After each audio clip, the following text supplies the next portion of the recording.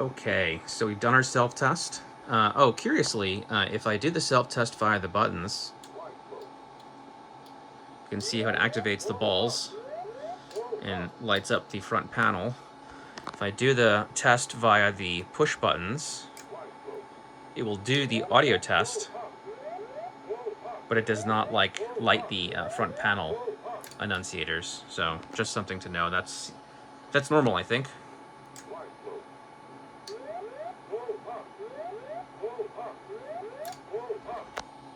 Anyway, let's go ahead and reset.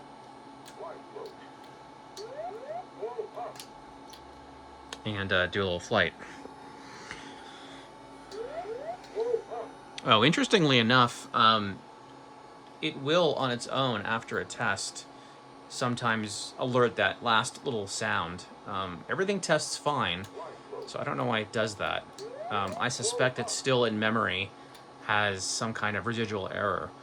This has relays in it, mechanical relays, and I don't know if those might have an effect on certain things. Sometimes it does it, sometimes it doesn't. Maybe my unit's bad, I don't know. But it does pass all its self-tests, which is nice.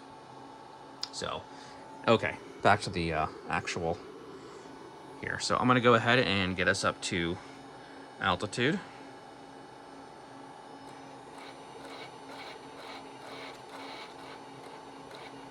Oh, I guess I can show you at this point the barometric alert. So I'm just, it doesn't really matter. At this point I'm at 300, just under. I'm going to go ahead and lower my baro rate. So I'm descending.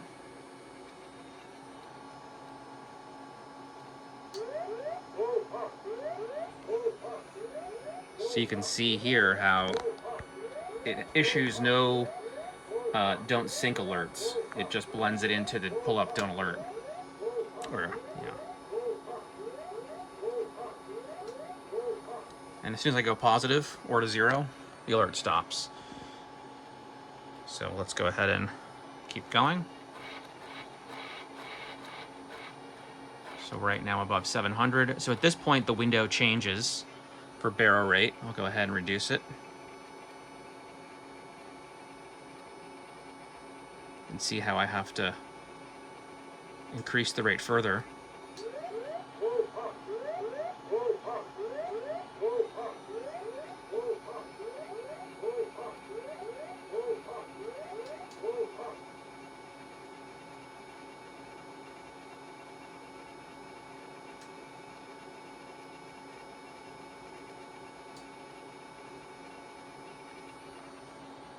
All right, let's continue.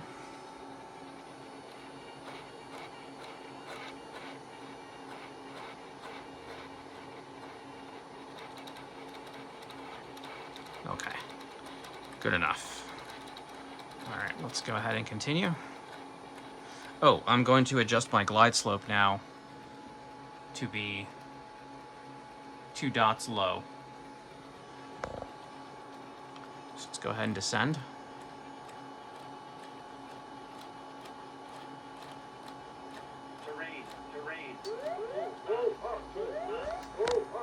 So that alert, let me go ahead and turn off all this from the Mark 6.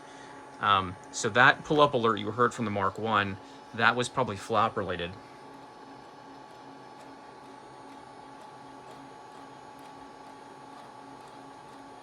Oh, let me put my gear up. That might also trigger an alert.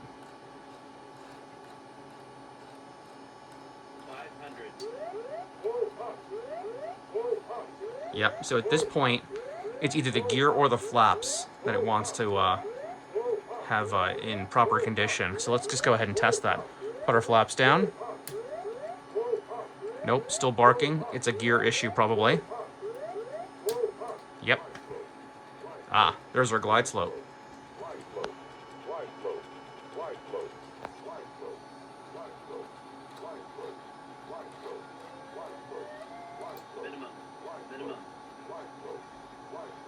So now if I adjust my glide slope,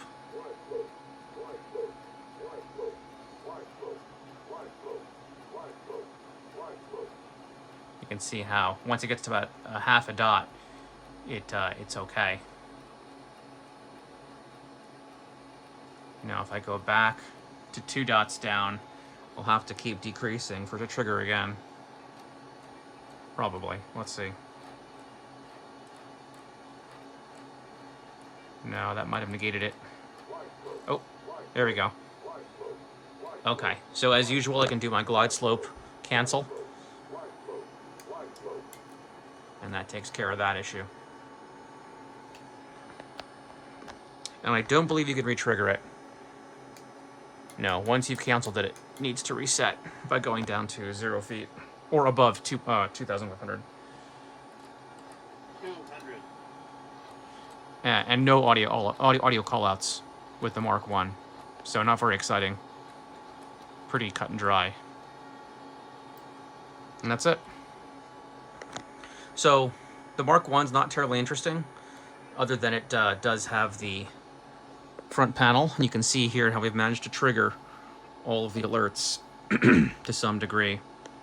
So for example, if an avionic tech went down into the bay and they saw this, they could figure out, hey, this is what triggered.